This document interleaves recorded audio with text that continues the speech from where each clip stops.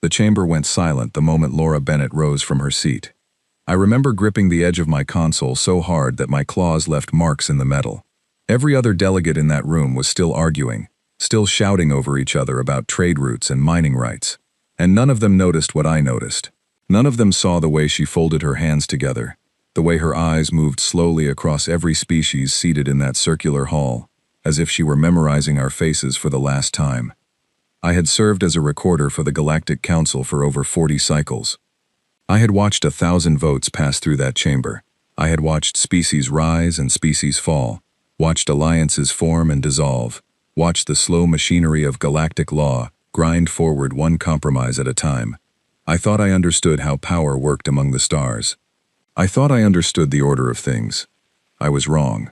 The vote that day was simple on paper, a resolution to allow the Corvin Assembly to take administrative control of a small human settlement called Ashvale, citing some buried clause about unclaimed resource zones. It was the kind of vote that happened every cycle, the kind nobody questioned anymore, because humanity rarely objected to anything. They had always been the quiet ones, the newcomers, the species everyone tolerated but nobody truly respected. They sat at the edge of the chamber. They spoke softly when they spoke at all. They lost most votes that touched their own territory, and they always accepted the outcome without complaint. So when the council called for the final tally, and the human seat showed no objection, nobody was surprised. Until Laura Bennett stood up. She did not raise her voice. She did not call for a debate. She simply looked at the chairperson, a tall insectoid being named Vos Calran, and said words I will remember until the day I die. You will want to remember this moment. Then she turned, gathered the small data tablet in front of her, and walked out of the chamber without looking back. I laughed. I am ashamed to admit that now, but I laughed, along with half the room. It seemed like such a small, almost pitiful gesture. A single delegate from a species with no real military presence, no significant fleet, no history of conflict beyond a handful of minor border disputes, walking out of a vote she had already lost. We assumed it was theater. We assumed she wanted sympathy, or perhaps a delay so her government could lodge a formal complaint through proper channels. Humans were known for their paperwork, their patience, their endless willingness to accept unfair terms rather than cause a disturbance. I did not think about her again for the rest of that day. I should have. The Corvin fleet moved into Ashvale system 3 days later, exactly as the resolution allowed. 6 warships, modest by galactic standards, enough to establish orbital presence and begin the transfer of administrative control.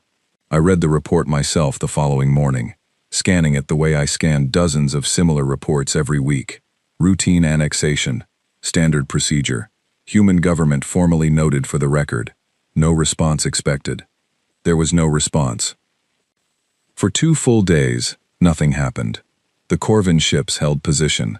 Human authorities on the ground continued their normal operations, neither resisting nor cooperating, simply existing as they always had. It looked, to anyone watching, like quiet surrender. Another small victory for a species that had grown used to losing. Then, on the 3rd night, every signal coming out of Ashvale systems stopped. Not destroyed, not jammed, simply gone, as if someone had reached out and turned off a light switch for an entire star system.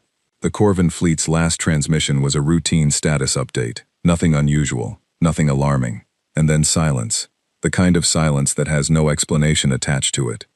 It took the Corvin Assembly 9 days to send an inquiry vessel to investigate. I remember sitting in the records office reading the preliminary report when it finally arrived, and I remember the way my hands went still over the console. The 6 warships were gone, not wrecked, not drifting as debris, gone, with no trace, no distress signal ever logged, no wreckage field, nothing. The settlement of Ashvale itself was untouched, its buildings intact, its infrastructure functioning, its population accounted for and unharmed. The human colonists simply reported that the Corvin ships had left orbit on the 3rd night and never returned. That was the official story, and for a long while, it was the only story anyone had. I want you to understand something about how the galaxy worked before that day. We had grown comfortable in our hierarchies, comfortable in our assumptions about which species held power and which species simply existed within the boundaries others drew for them. Humanity had joined the wider galactic community only a few generations earlier, and from the very first day, they had been placed near the bottom of that hierarchy. Not enslaved, not openly oppressed, just quietly dismissed. Their technology was unremarkable by our standards. Their fleet was small. Their territory was modest. They spoke of peace constantly, of cooperation, of patience, and so naturally, we assumed patience was simply all they had to offer. We mistook their silence for weakness. I think, looking back now, that this was the single greatest miscalculation in the recorded history of the galaxy. In the weeks following the disappearance of the Corvin fleet, I began noticing small things that I had previously ignored. Human trade ships, normally predictable in their routes and schedules, began arriving late, or not arriving at all, with brief automated messages citing maintenance delays. Human diplomats who had once attended every minor council session, sitting quietly in the back rows, simply stopped appearing. Their seats remained empty, week after week, with no explanation offered and none requested. I asked a colleague of mine, a Velcari archivist named Sarah Mott, whether she found this strange. She waved a clawed hand dismissively and told me humans were probably dealing with some internal political matter, the kind of thing their species was known for. Endless committees and procedures that swallowed months at a time. I wanted to believe her. It was easier to believe her. But there was a feeling I could not shake, a low and persistent unease that grew heavier with each passing week. I had spent my entire career studying patterns, watching how species behaved under pressure, how they reacted to insult or injury or loss. And the pattern I now saw forming around humanity did not match anything in my experience. They were not panicking. They were not mobilizing for open conflict. They were not issuing demands or threats or formal protests through the Council's diplomatic channels. They were simply withdrawing, quietly and methodically, like a tide pulling back from a shore before something enormous arrives. I remember an old story that circulated among the lower staff of the Council, the kind of tale told in break rooms and quiet corridors, usually dismissed as exaggeration or rumor.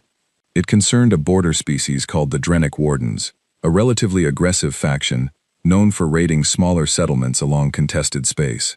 Years earlier, before humanity had even formally joined the Council, the Wardens had attacked a remote human outpost, assuming it to be undefended and unimportant. The story went that the Wardens were never heard from again, not destroyed in any battle anyone witnessed, not conquered in any war anyone declared, simply erased, their settlements abandoned, their fleet vanished, their names slowly disappearing from trade registries and star charts until newer generations forgot they had ever existed at all. I had always assumed this was nothing more than a cautionary tale, the kind of myth that grows up around any unfamiliar species, exaggerated through repetition until it becomes something closer to legend than fact. But as I sat in my office that evening, watching another empty human seat in another quiet council session, I found myself wondering, for the first time, whether that story might have contained more truth than I had ever allowed myself to consider. Something was happening. Something patient, something deliberate, something that had been building for far longer than any of us understood. And deep in my chest, beneath the comfortable assumptions I had carried for 40 cycles of service, I felt the first true stirrings of fear. I did not yet know how right I was to be afraid. I spent the following month trying to convince myself that nothing unusual was happening, and I failed completely. It began with the trade reports. Every quarter, the Council's Economic Division compiled a summary of interstellar commerce, tracking the flow of goods, resources, and currency between member species. Humanity's contribution to that report had always been modest but steady, a reliable thread woven into the larger tapestry of galactic trade. Grain shipments from their agricultural colonies, rare alloys mined from their outer systems, small but dependable exports that other species had come to depend upon without ever truly appreciating them. That quarter's report showed something I had never seen before. Human trade activity had fallen by nearly 60% across every major route, not through any formal announcement, not through any official withdrawal from commerce agreements, but simply through absence. Ships that should have departed did not depart. Contracts that should have been renewed expired quietly, with no human representative present to discuss new terms. I brought this to the attention of my superior, a broad-shouldered Talreni administrator named Corwin Vale, who had overseen economic relations for nearly 2 decades. He listened to my concerns with the patient, slightly condescending expression he reserved for junior staff, who he believed were overreacting. Humans are unpredictable in their internal politics, he told me. They have elections, transitions of power, internal disagreements that take time to resolve. This is likely nothing more than a temporary disruption. Give it another quarter, things will normalize. I wanted to believe him. He had decades more experience than I did, and his confidence was, in its own way, comforting. But I had spent too many nights reviewing the data, cross-referencing trade patterns with diplomatic activity, with military positioning reports, with every scrap of information I could access through my modest clearance level.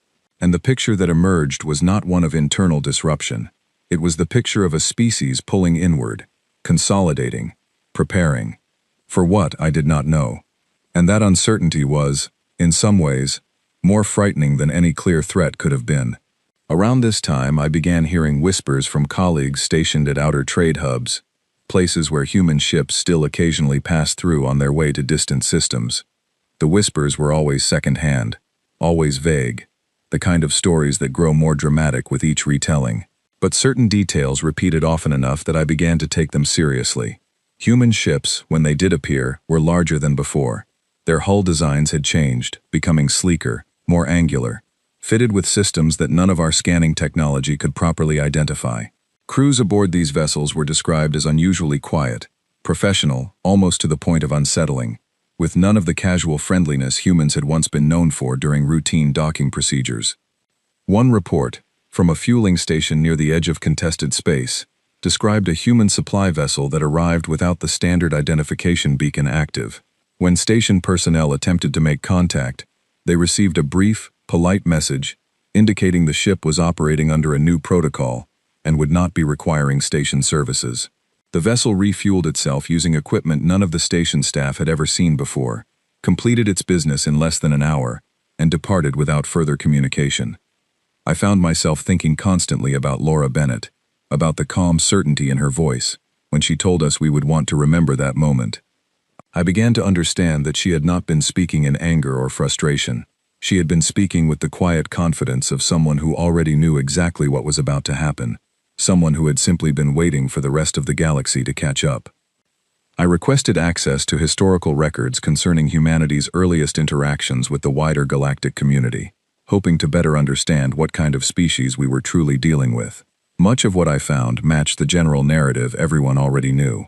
Humanity had been a relatively young spacefaring species when first contact occurred, possessing technology that was, by galactic standards, unremarkable. Their fleet was small. Their territory was limited to a single home system and a handful of nearby colonies. They had been welcomed into the council not out of respect, but out of a kind of polite tolerance, the way one might welcome a smaller, weaker neighbor simply because excluding them seemed unnecessarily cruel. But buried within those records, in footnotes and addendums that most researchers had likely never bothered to read carefully, I found something curious. References to several earlier incidents, scattered across decades, involving smaller species or factions that had attempted to take advantage of humanity's apparent weakness. In every single case, the aggressor simply disappeared from galactic records within a relatively short period afterward. No declarations of war, no public conflicts, no dramatic battles recorded in any official archive. Just silence, and then absence. I brought my findings to Sarah Mott one evening, hoping she might help me make sense of what I was seeing. She read through my notes carefully, her antennae twitching the way they always did when she was concentrating, and when she finally looked up at me, her expression had lost all of its earlier dismissiveness. "This cannot simply be coincidence," she said quietly. "I do not think it is," I told her. We sat together in silence for a long while after that, neither of us quite willing to say aloud what we were both beginning to suspect, that humanity's reputation as a patient, peaceful, somewhat weak species had never been the whole truth, that perhaps their patience was not a limitation at all, but a choice, a deliberate restraint exercised by a species that understood something about power that the rest of us had never been forced to learn. 3 weeks later, the Council received a formal notice from the Corvin Assembly, requesting an emergency session. I was present in the chamber when their lead delegate, a sharp-featured being named Director Halvex, stood to address the assembled species. His voice, normally measured and confident, carried an unmistakable tremor. He explained that 2 additional Corvin settlements, both located near contested border regions previously involved in disputes with human territory, had gone completely silent within the past several days. No distress signals, no wreckage, no survivors reported missing, because there was no evidence anyone had been harmed at all. Simply an absence of communication, populations and infrastructure intact, according to limited remote scans, but every official channel utterly silent. He demanded the council take action, demanded an investigation, demanded that humanity be formally questioned about their possible involvement. The human seat, as it had been for weeks, remained empty. A representative from the Velkari delegation rose to suggest that without any direct evidence linking these incidents to human activity, the council could not reasonably summon a species that had not even been formally accused of wrongdoing. The debate that followed stretched on for hours, delegates arguing over jurisdiction, evidence standards, the proper diplomatic procedure for addressing unverified concerns. I sat through all of it with a growing certainty that none of these procedures mattered anymore. That somewhere beyond the boundaries of our comfortable rule-bound chamber, something far older and more deliberate than our council's authority was already in motion, and that no resolution we passed, no formal protest we lodged, would have any bearing whatsoever on what was coming. I left the chamber that night and walked the long corridor back toward the records office alone, my mind replaying every detail I had gathered over the past month. The vanished fleet, the withdrawn trade, the strange, quiet ships with their unidentifiable systems. The old story of the Drenic Wardens, erased so thoroughly that most of the galaxy had forgotten they ever existed.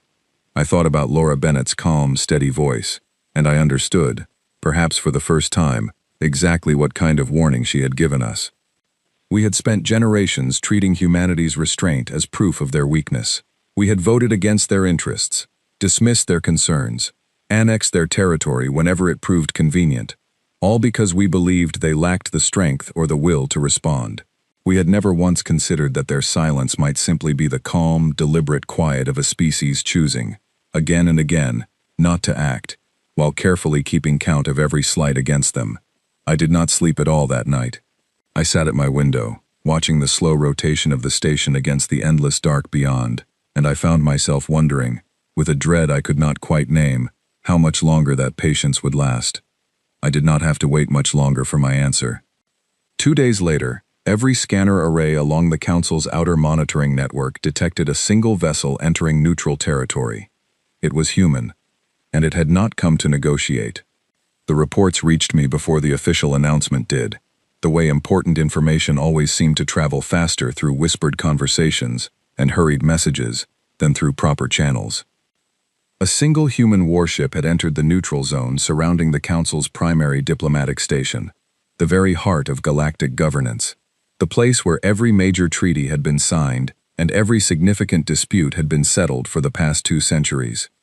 One ship, not a fleet, not even a small squadron, a single vessel, drifting silently into position, roughly 40,000 kilometers from the station, broadcasting no hails, issuing no demands, requesting nothing.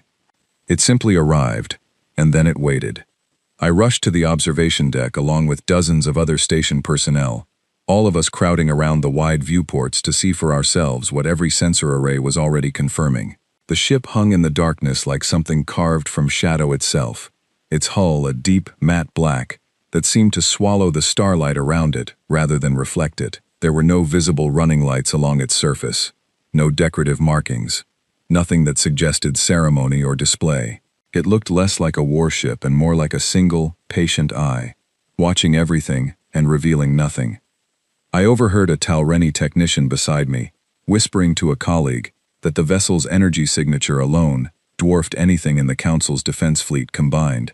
I did not know whether to believe the figures she was reciting, but the fear in her voice told me everything I needed to know about how seriously the station's military analysts were taking this single, silent arrival.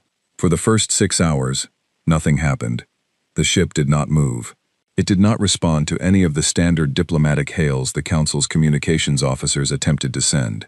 It simply held its position, an immovable presence at the edge of our most important gathering place, and the longer it remained silent, the more unbearable that silence became.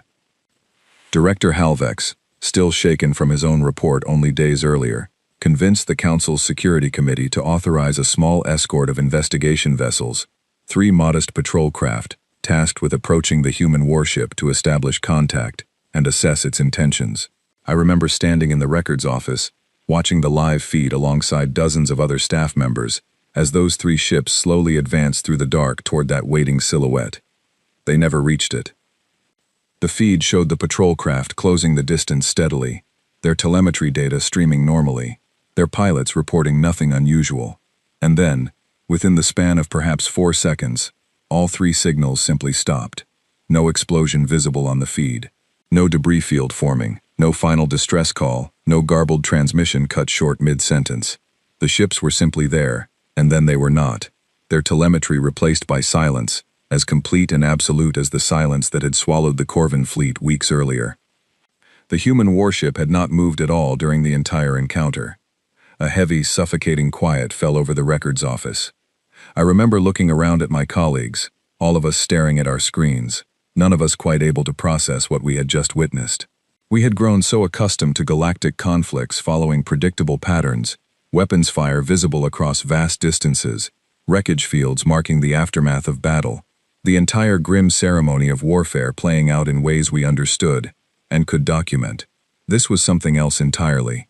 This was something that defied every assumption we had built our understanding of military power upon. Director Halvex demanded an explanation from the human warship through every available channel, his voice growing increasingly desperate as hour after hour passed without response. The Council's Security Committee debated whether to authorize a larger response, perhaps an actual combat fleet capable of matching whatever capability had just erased 3 patrol vessels without leaving a single trace. In the end, no such fleet was sent. Whether out of caution or simple fear, I cannot say for certain, but I suspect every delegate in that chamber understood, on some deep instinctive level, that sending more ships would accomplish nothing except adding more names to a growing list of disappearances.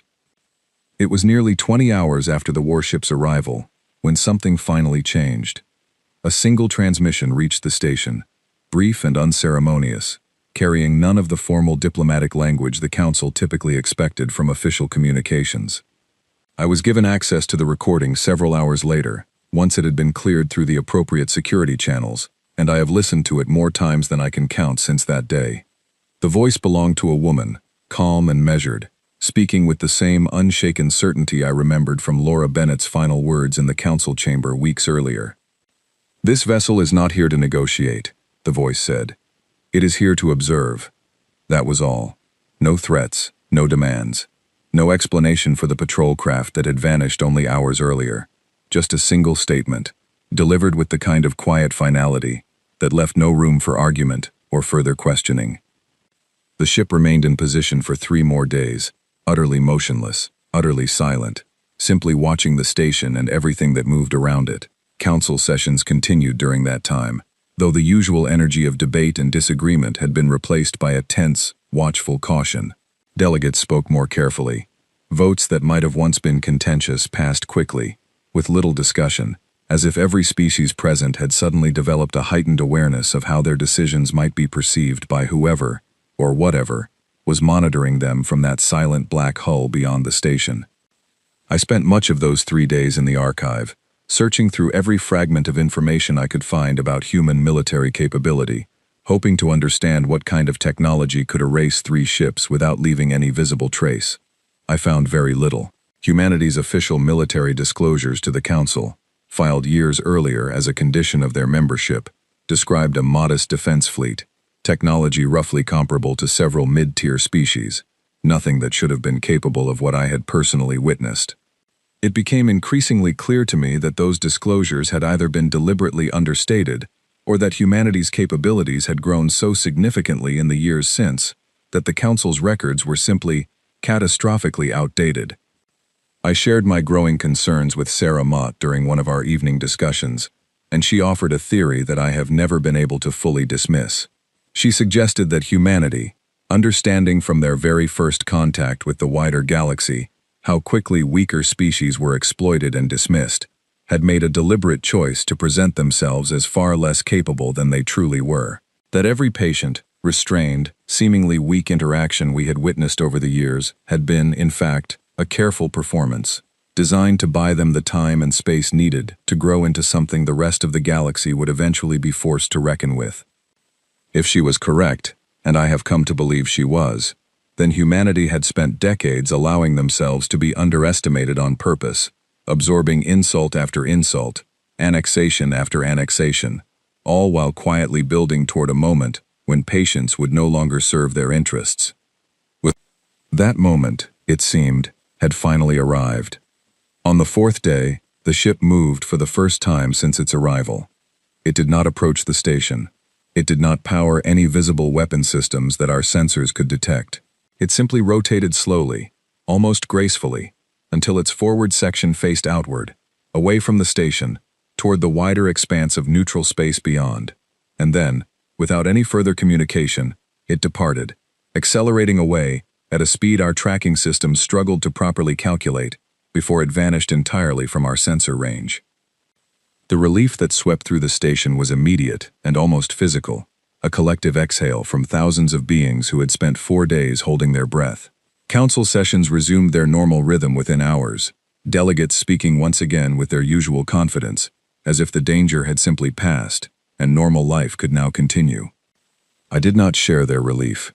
I understood, even then, that the ship's departure was not an ending. It was a beginning. A single vessel had arrived, observed, demonstrated a capability none of us could properly explain or counter, and then left without ever stating its true purpose. It had not come to threaten the Council directly. It had come to make something unmistakably clear, a message delivered not through words, but through presence alone. Humanity was no longer the quiet, struggling species we had spent decades dismissing. They had become something else entirely, something patient and precise, and utterly unwilling to be ignored any longer. And somewhere among the scattered systems and contested borders of our galaxy, species who had wronged humanity over the years were about to discover exactly what that change truly meant. I did not know it yet, sitting in my quiet office that evening, but the events I had witnessed over the past weeks were only the opening movement of something far larger, something that would, within a matter of months, completely reshape the balance of power across every system I had ever known. I would soon learn the full truth, through records I never expected to access, and the words of a captured human officer who answered every question with a calm that unsettled me more than any threat could have. But that is a story for what came next. The opportunity to learn the truth came sooner than I expected, and through a route I never could have predicted. Roughly 6 weeks after the silent warship's departure, the Council received word that a human officer had been detained by a joint security patrol near a contested trade corridor, following what officials described as a minor jurisdictional misunderstanding. I later learned the full circumstances were far more complicated than that simple summary suggested, but at the time, all anyone knew was that humanity had, for the first time since the chamber walkout, agreed to allow one of their own to sit for formal questioning before a council-appointed panel.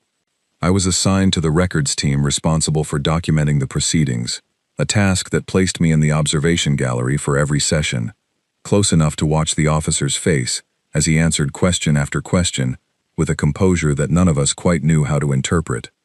His name was Henry Dalton, a mid-ranking officer whose insignia suggested experience with logistics and fleet coordination rather than direct combat command.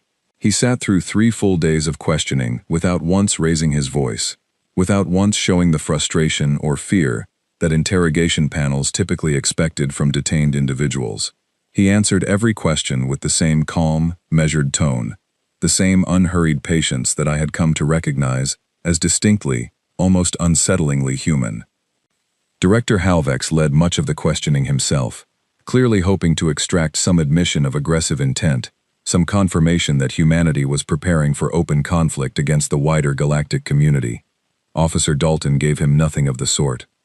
"We are not preparing for war," he told the panel during the second day of questioning.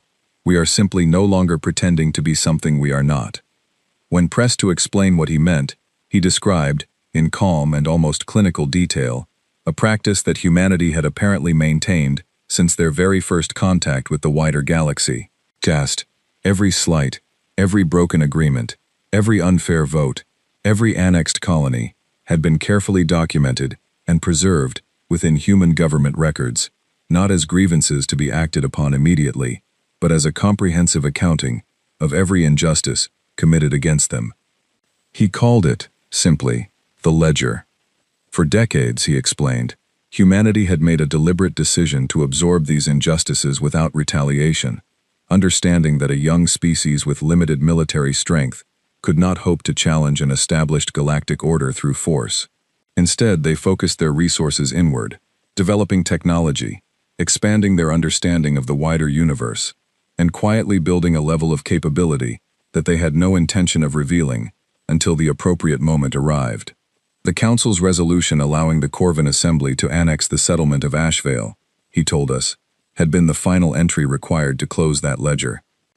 I remember the silence that followed his explanation, a silence that stretched across the entire observation gallery, as every delegate present slowly began to understand the true scale of what humanity had been quietly preparing for. Director Halvex asked, his voice noticeably tighter than before, what exactly closing the ledger meant in practical terms. Officer Dalton's answer was simple, and it has stayed with me ever since. It means we no longer feel obligated to ask for what is fair. It means we are prepared to ensure it ourselves. Over the following sessions, through careful and persistent questioning, the panel managed to piece together a clearer picture of what had been happening across the galaxy since the human warship's appearance at the diplomatic station. The pattern that emerged was, in its own way, more disturbing than open warfare would have been. Species and factions identified within humanity's records as having committed significant wrongs against human interests were being visited, one at a time, by small human task forces. These were not invasions in any traditional sense. There were no reports of widespread destruction, no accounts of populations harmed or territories seized. Instead, the task forces focused with surgical precision on dismantling the specific capabilities that had allowed each wrongdoing to occur in the first place. Military installations responsible for territorial aggression were rendered inoperable through means our own engineers could not fully explain. Their weapons systems disabled without any visible damage to the surrounding infrastructure. Economic networks built upon exploitative trade agreements found themselves quietly cut off from essential resources, their access to critical supply chains redirected through channels controlled by human commercial interests that had, apparently, been carefully positioned for exactly this purpose years in advance. In several documented cases, governing officials directly responsible for decisions that had harmed human colonies were simply removed from positions of authority through methods that remained frustratingly unclear in every report I managed to access, replaced by more moderate leadership willing to negotiate fair terms with human representatives. What struck me most, listening to Officer Dalton describe these events with the same unshaken calm he maintained throughout every session, was the complete absence of unnecessary harm in any of it. Humanity was not seeking destruction. They were seeking correction, precise and deliberate, addressing each injustice with exactly the amount of action required to resolve it, and nothing more. This restraint, somehow, made the entire situation more frightening than open conflict ever could have been. A species capable of inflicting widespread devastation, but choosing, again and again, to exercise careful and exact precision instead, was a species operating from a position of overwhelming confidence. They were not afraid of consequences, because they understood, with complete certainty, that no one in the galaxy possessed the capability to meaningfully oppose them. I asked Officer Dalton, during a brief recess when I was permitted limited access to him for record clarification purposes, why humanity had chosen this particular moment to act, after so many years of patient restraint. He considered the question for a long moment before answering. Patience has a purpose, he said. It allows a species to grow without drawing unwanted attention. But patience is not infinite, and it was never meant to be a substitute for justice. We waited until we no longer needed to ask permission to seek it. I found myself unable to respond to that, and I noticed several other panel members shared my silence. Over the following weeks, as the Council struggled to determine an appropriate response to this new reality, I continued my own research into the full scope of what had occurred. I discovered that the Corvin Assembly, having lost the fleet at Ashvale, and 2 additional settlements shortly afterward, had quietly entered into private negotiations with human representatives, agreeing to a complete withdrawal of their annexation claims, along with substantial reparations to the affected human colonies. These negotiations were never formally announced to the wider council, and I suspect they were deliberately kept quiet to avoid public acknowledgement of how thoroughly the Corvin Assembly had been forced to capitulate. Similar patterns repeated across at least a dozen other species and factions that I managed to track through careful cross-referencing of trade reports, diplomatic communications, and military status updates. In every case, the resolution followed the same basic structure: a quiet, precise demonstration of human capability, followed by private negotiations that resulted in the wronged party receiving compensation, territory, or formal apology, all without a single public declaration of conflict ever being filed with the Council. It became clear to me that humanity had no interest in dominating the galaxy through open conquest. Their goal, as Officer Dalton had described it, was correction rather than control. They sought to settle the ledger, to ensure that every injustice committed against them was properly addressed, and once that was accomplished, they appeared entirely content to return to a quieter, more reserved presence within the galactic community. This realization did not make the situation any less unsettling. If anything, it deepened my understanding of just how carefully and thoughtfully humanity had approached this entire process. They were not driven by anger or a desire for revenge. They were driven by something closer to principle, a deep and unwavering belief that fairness, once denied for long enough, eventually demanded to be restored. Officer Dalton's detention concluded after 8 days, with the Council ultimately determining that no formal charges could reasonably be brought against him, given the absence of any direct evidence connecting him personally to specific incidents under investigation. He was released to a waiting human transport that arrived at the station with the same quiet, unannounced efficiency that had characterized every human action I had witnessed over the preceding months. Before he departed, I was given a brief opportunity to speak with him privately, ostensibly to clarify several details for the official record, though I suspect my own curiosity played a larger role in requesting that conversation than any genuine procedural necessity. I asked him whether humanity intended to continue this process indefinitely, whether every future disagreement or unfair decision would now be met with similar consequences. He shook his head slowly, and for the first time during our entire interaction, I saw something resembling genuine warmth in his expression.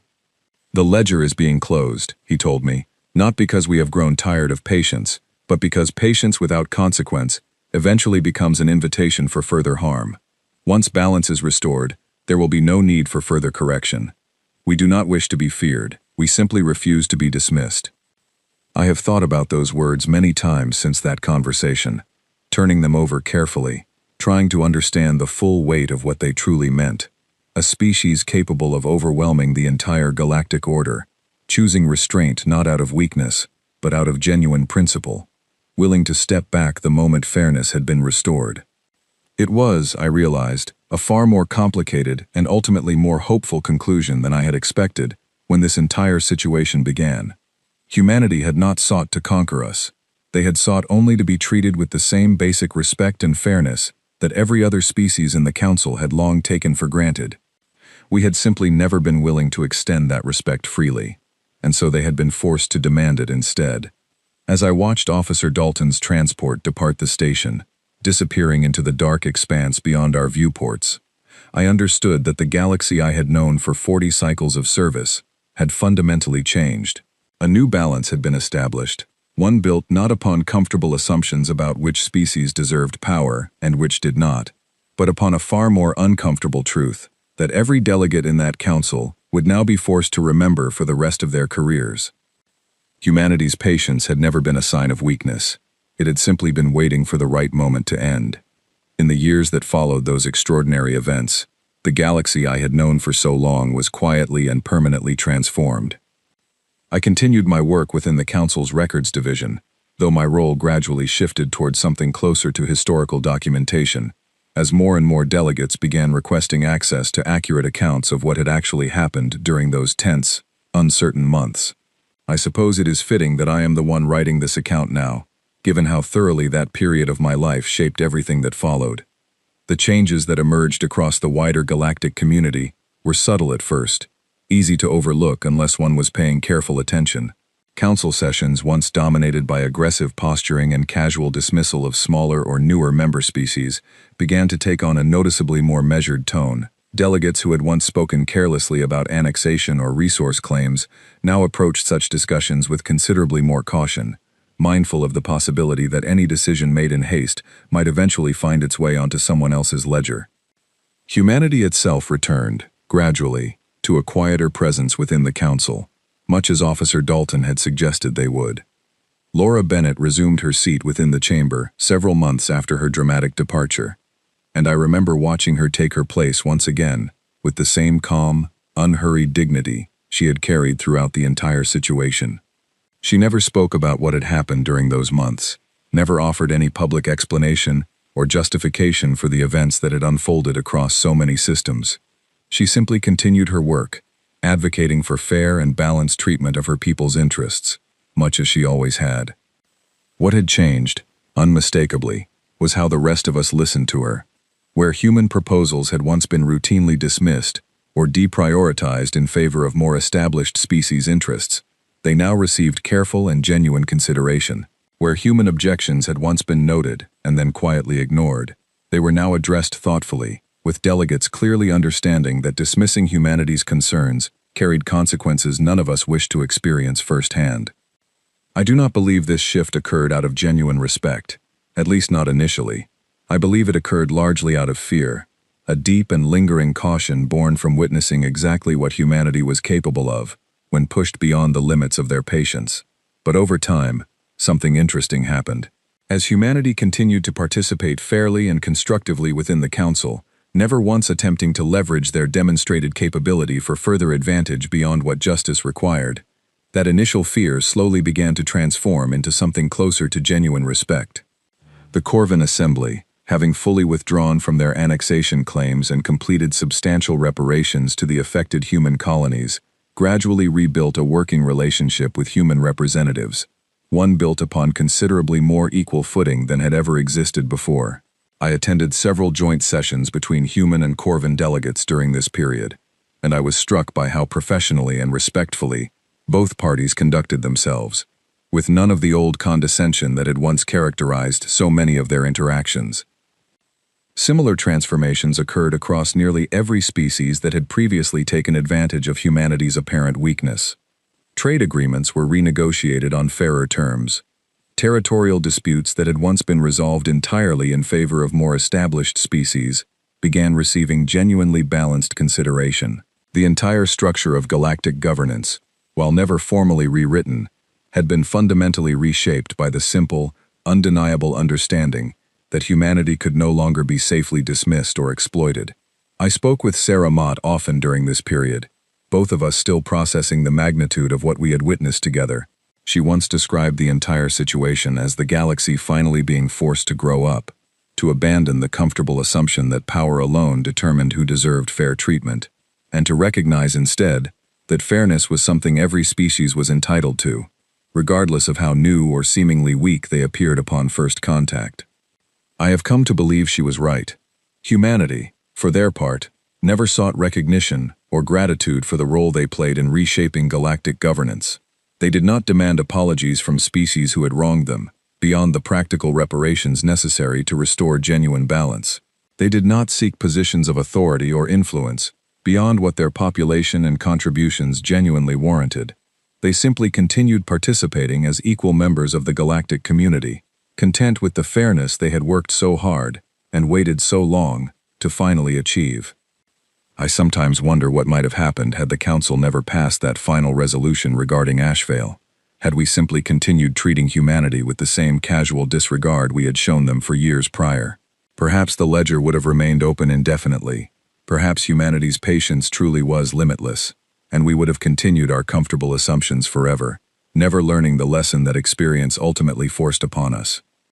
But that resolution was passed, and that lesson was learned, and the galaxy that exists now is, I genuinely believe, considerably more fair and balanced than the one I served for the first half of my career. Officer Dalton's words have stayed with me throughout the years since our conversation, and I find myself returning to them often when discussing this period of history with younger colleagues who never personally witnessed the events I have described. We do not wish to be feared. We simply refuse to be dismissed.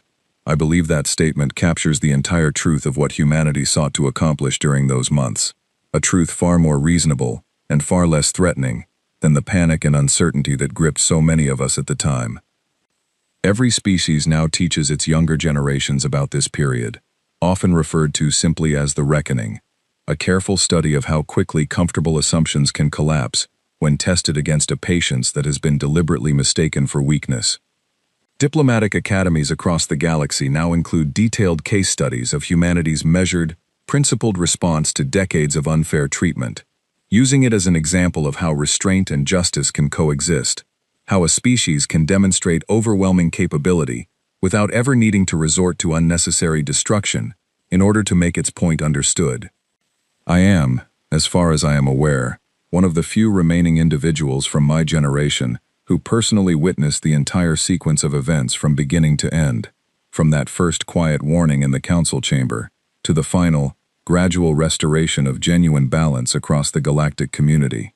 I have chosen to record this account not out of pride or vindication, but out of a genuine belief that future generations deserve to understand exactly how close our comfortable, complacent galactic order came to facing consequences far more severe than the measured correction humanity ultimately chose to pursue.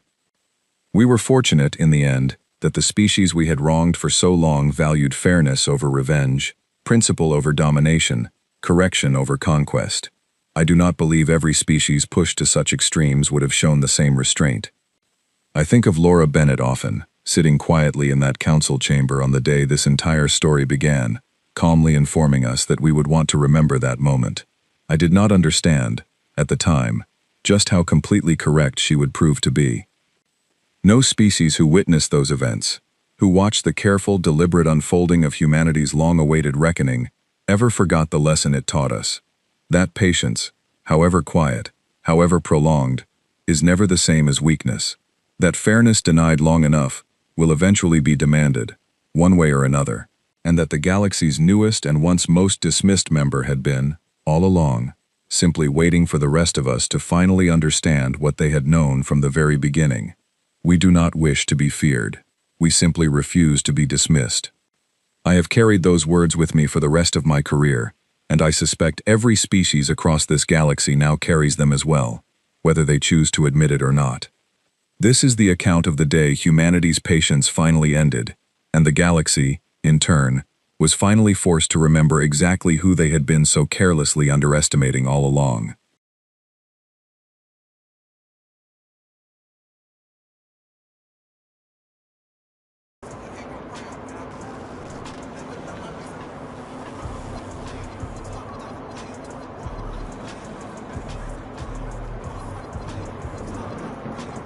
I don't even know, bruh.